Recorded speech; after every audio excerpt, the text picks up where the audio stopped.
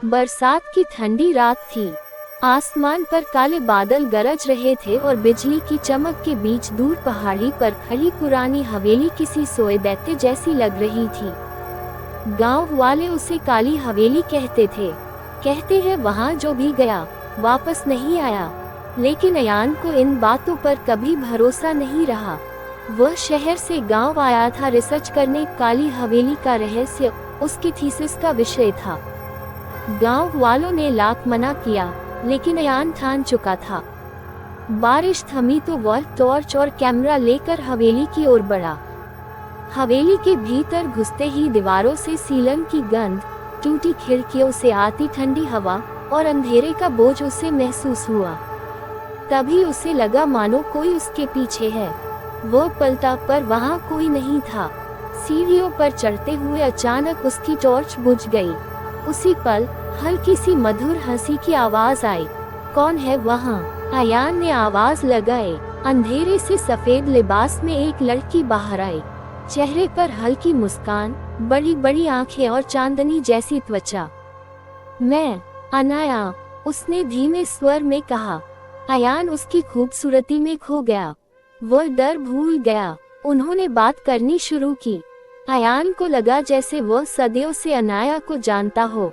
अनाया ने उसे हवेली की कहानियां सुनाई। ये हवेली कभी उसके परिवार की थी, लेकिन धोखे और खून खराबे ने इसे श्रापित कर दिया। अयान को लगा ये लड़की उसके रिसर्च के लिए वरदान है, लेकिन वह ये भी समझ रहा था कि उसका दिल अनाया की ओर खींच रहा है। अनाया सिर्फ हवेली के अंदर मिलती है। अगले दिन अयान ने सोचा अनाया से बाहर मिल ले। वह गांव में हर जगह पूछता रहा, लेकिन किसी ने उस नाम की लड़की का जिक्र तक नहीं सुना। शाम को जब वह फिर हवेली गया, अनाया वही मिली। तुम दिन में कहाँ चली जाती हो? अयान ने पूछा। अनाया बस मुस्कुरा दी और बोली, मैं यही हूँ, बस बाहर नहीं जा सकती।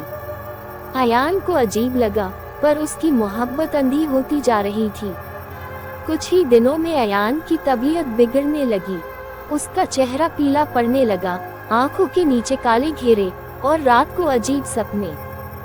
सपनों में वह खून से भीगी हवेली देखता और अनाया उसे बुलाती, मेरे पास आओ।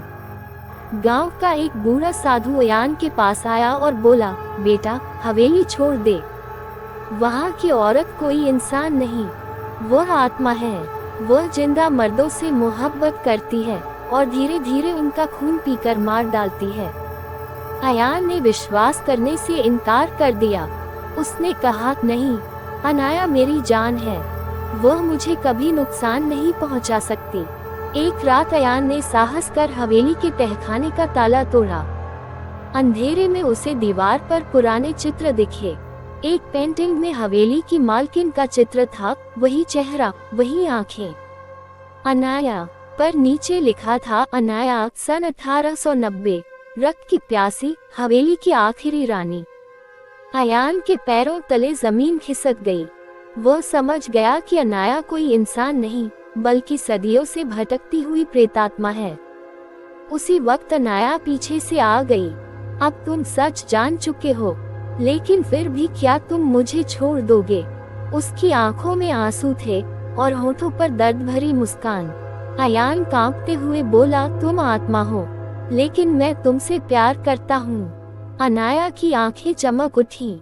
तो फिर मुझे मुक्त करो। मेरा श्राप तभी टूटेगा जब कोई मुझे सच्चा प्रेम दे, मौत के भय के बिना।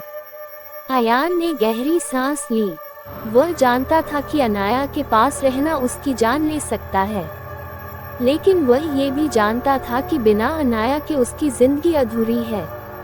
उसने अनाया का हाथ थाम लिया और कहा, अगर तुम्हें पाने के लिए मुझे मरना भी पड़े तो मैं तैयार हूँ।